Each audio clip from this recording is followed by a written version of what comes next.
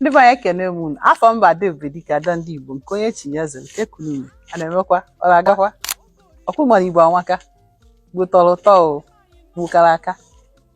Biko na ụmụnne m na-atụfughị oge, biko anyị chọrọ m ka anyị kpaa maka ihe anyị ga-ekwu maka ya n'ụbọchị nke taa. Ihe ndị bekee kpọrọ ancestral cause, ya bụ ịbụ abụmọnụ. Ọ bụ eziokwu ka ọ bụ asị? Ya ka anyị ga-ekwu maka ya n'ụbọchị. Eziokwu, o nwere ihe anyị na-akpọ abụmọnụ. Ụfọdụ na-akpọ ya kama, ụfọdụ na-akpọ ya ancestral cause, ụfọdụ na-akpọ onweghị odo oyibo eji ha akọ ya, ma ihe ndị Igbo na-akpọ ya bụ metere buru. A na-abụ mmadụ ọnụ. O nwere ihe obodo ga-emete abụọ ha ọnụ, abụọ ana ha ọnụ. E nwere ihe ezinụlọ ga-emete abụọ ha ọnụ. E nwekwara ihe mmadụ ga-emete abụọ ya ọnụ. Ya ka a na-akpọ ancestral cause.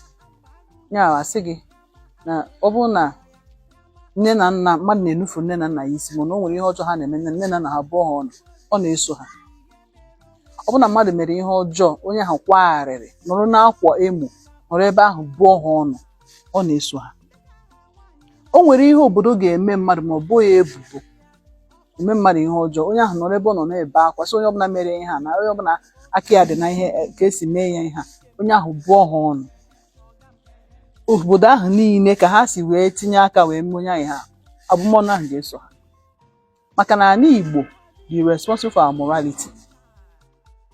Ana anyị na-ene anya na-ege ihe anyị na-eme.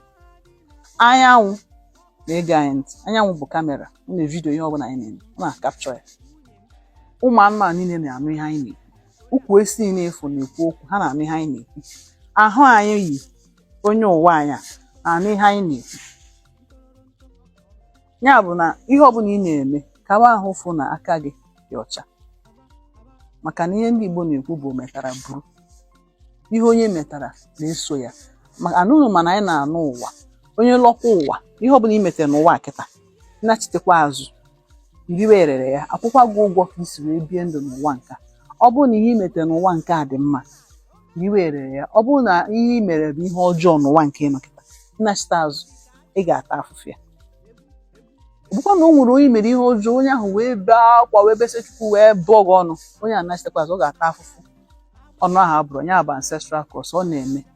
Mana ọ bụghị otu a ndị ụka si akọwa ya ka o si eme. Asị gị na ịba anyị mkpekpe ekpere, ịba ndị a, ịkast ya. Ụfọdụ nwere ike sị gị na abụrụ dị ho ndị ojii niile ya ọnụ, ọ bụrụ eziokwu. Ọ ihe onye meta oburu. Abụmọnụ a na-adịkwara ma ndị ọcha ma ndị dị iche iche, obodo niile dị iche iche nọkwa n'ime ya. Onye ọbụla nke onye metere oburu n'obodo nke ọ nọ ya. Aka niile dị iche iche, akara aka dị iche iche, ihe ha bịara ime n'ụwa dị iche iche. O nwere ndị nọ n'ụwa kịta afọ ha na-atabi ihe ha metere n'ụwa ha nke ọzọ.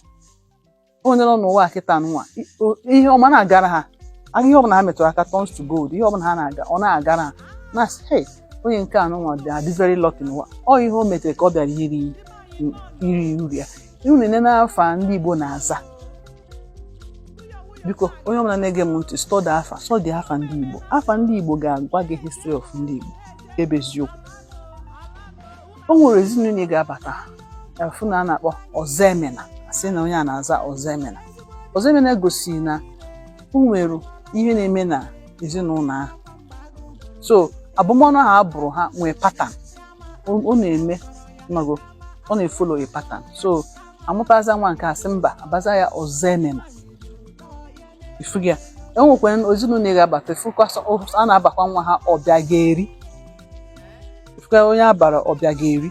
Ọbịageri ahụ gosi na nwa nke a bịara ụwa bịara iri ihe.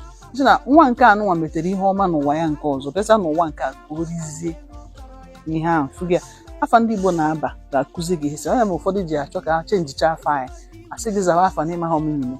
Maka na afa ndị Igbo bụ history, ọ na-akụziri anyị ihe. Ọzọ dịka ibia bụrụ na o nwere obodo nwere ike magonye mmadụ na ndụ. Ma ngwa ọnụ na alụsị abụghị omenala Igbo. Ihe ọbụla na-eme ya alụsị wepụ aka ebe a. Obodo butere alụsị ma onye mmadụ alụsị asị na ọ chọrọ virgin, ma ọ chọrọ ya enye mmadụ na ndụ. Mee ndị obodo niile ahụ wee kweta ya esi nye ya ka ha n'ọhịa alụsị ha. Obodo niile ahụ ka ha si tinye aka n'ihe ọjọọ ahụ, obodo ahụ ga na-ata afụfụ. enwere obodo ga-emeta ihe ọjọọ abụọ ma mmiri ha ọnụ, mmiri amadị n'obodo ahụ, mmiri ha ana fụgịa ụkwụ esi n'obodo akpọnwụ like ihe ama na-emeta ebe ahụ ịkọ ihe na ọma na-eme ọfụ asị gị n'obodo ha dị adịrọ fertile. Mana ọ bụ na ndị ahụ na-eme ihe ọma na-eme ihe ọma, o nwere ka ha ga-esi megide ihe ọma, Chukwu nwere ike mere ha ebere ọgbaghara. Nke a ga-ebute ya na solution to kedu ka ị ga-esi wee solve ancestral cause. Ọ bụ na enwe ancestral cause ifili nọ na family na pattern, enwere pattern figure ka ị ga-esi solve ya goodwill, ije ozi, selfless services, ị ga na-enyere ndị ogbenye aka, na-enyere ndị mmadụ aka, na-eme ihe ọma. Ihe ọma abụọkwa nke ị ga na-eme ka ndị mmadụ fụ gị na-ese foto na-eti na social media. Ihe ọma abụọkwa nke ije mmadụ ofu ije see foto ka ndị mmadụ wee fụkwa na-eme ihe ọma. Mba, nke a bụ gị na chi gị ifu gị ya. Ị ga na-eme ihe ọma, ị ga na-eje ozi, ị ga na-edowe aka gị ọcha. Ọ bụ na ị nọ n'ezinụlọ ezinụlọ ha nwere pattern ana ọ dị ka ha mere ihe, onye nwere ike shift nye ha efe nọrọ ofe ọzọ bido na-eme live bido jebe mebe ihe ọma. Ọ bụrụ na ị nọ n'obodo ahụ mebi na obodo ahụ na-abụrụ ha ọnụ ana ifugo the pattern, isi ebe ahụ pụọ ifugo ya eso na ha taa afụfụ. Anya mere ndị be anyị ha chi ịnụ nwaanyị ma na achọrọ ịnụ di a na-ajụ ajụjụ ajụjụ biko o nwere ihe ndị a mete abụrụ ha ọnụ, onwe ihe dị n'ezinụlọ ahụ ya ị na-enecha. Ọ bụ na onwe dị n'ezinụlọ ahụ biko Chukwu ekwana na ị chọghị iso isi ebe ahụ pụọ ya. Ndị be anyị na-ajụ asị, ndị be anyị anaghị etinye ọsọ banye na mmanwụ ma je banye n'ebe abụrụ ọnụ. So ma ancestral cause ọ bụ eziokwu, ọ bụ eziokwu, mana ọ bụrụ otu ndị ụka si kọwaa ya. Ndị ụka sị gị na ị ga-ekpe ekpere bind and cast maka chi. Ọ bụrụ na ibegide ekpere ruo ọsọ gị ekpere ebe a ruo 30 years, ọ bụrụ na ị meghị ichenji ho take your new leaf, afụ kwesịrị ịta na dowe aka gị ọcha, mee ihe ị kwesịrị ime ka ị wee wụchapụ ihe dị n'agbụrụ na ọsọ gị bido ebe a kpere ekpere mee fasting 40, 50 years, 100 years, o nwere ya na-apụ maka ihe onye meta oburu. Ndị Igbo na-asị ihe onye metara oburu.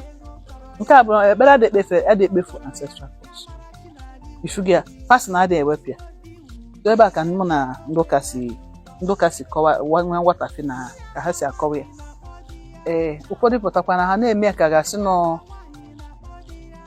na anyị ncha ka emere the ancestral. Ọ bụrụ eziokwu, akara aka onye ọbụla dị iche iche. Ihe ọbụla ị metere n'ụwa ịnachite azụ ịdọnye ya ike. Ọ bụrụ na ị metere ihe ọma, sọsọ ihe ọma ga na-akpọ gị iru n'ụwa gị nke ị nọ n'ụwa gị nke ọzọ. Ụmụ ndị ga-apụta ụwa ị na-asị nwa na-adị very lucky, very very lucky. Ọ ọkwa ihe o metere, ihe onye metara oburu. Ụfọdụ na-akpọ ya kama, ụfọdụ na-akpọ ya afa dị iche iche. Ndị nna ya ndị be anyị biko alụsị abụghị omenala Igbo. Ụfọdụ ga-abịa sị ije onye abụrụ ọnụ ka onye egbuo nkịta ma ọ bụ gbuo ewu ma ọ gbuo nke a, ọ dịrọ mma. Ọ bụrụ omenala Igbo. Ana Igbo achọrọ dị ọbara na-egbufusi, ana Igbo achọghị. Biko onye ọbụla na-egbufu iri ya wepụ aka na ya. Ka njụgodi gị, ọ bụ otu ị nọ kịta ịkwadocha yiri ọmarịcha akwa, ebe were ọbara ọkụkọ wụsịcha gị n'ahụ ma were ọbara ewu gbuo gị ma nkịta ịkwasị gị ga-alaiki ya, ọkwa ime alaiki ya. Otu a ka ọ dịkwa ana Igbo. Ana Igbo achọrọ ihe a na-egbusi, egbusicha ọkụkọ gbusie si na a na-asachapụ ụchụ ma ọ bụrụ eziokwu. Ana Igbo dị pure, omenala Igbo dị pure. Ọ chọrọ deti, ọ chọrọ ụmụ ihe a ndị be anyị na-eme. Ọ mgbe ebubetasị mgbe anyị rebe mmadụ ebubetasị alụsị ebe a, ụmụ ihe a na-eme kịta bido. Biko na ụmụnne m, ka anyị dowe aka anyị ọcha. Onye ọbụla wepụ aka n'ihe ọjọọ, ka abụmọnụ ọbụla hapụ iso gị. Imetere ihe mmadụ ga-eji bụọ gị ọnụ maka na a sị na o nwere ihe ọ bụ, o nwekwara ihe ọ bụ. Maka na anyị bụ ọkala mmadụ ọkala mmadụ. O nwere onye aka ya dị ọcha, ọ bụ na aka gị dị ọcha, mmadụ bụọ gị ọnụ, o nwere ihe ọ ga-eme gị. Maka na anyanwụ efu, Chukwu ndị Igbo na-afụkwa, ọ na-afụ n'ife na-afụ na nzuzo. ọ bụ ha na aka gị dị ọcha, ụfọdụ jizie threat na ndị mmadụ, aga m abụkwa gị, ọ ga-abụkwa gị ọnụ. O nwere ọnụ ọbụla mmadụ bụ gị ma aka gị dị ọcha, omụhụ ihe i mere onye ahụ bụ ọgọ ọnụ, o nwere ihe ọ ga-eme gị. Onye a na-ekwu ihe ọ na-ekwu agbasara gị. Mana ọ bụrụ na aka gị adịrọ ọcha, mmadụ bụ ọgọ ọnụ, ọ ga-emekwa. Biko na ụmụnne m, ọ ga-adịrị anyị na mma. Ise.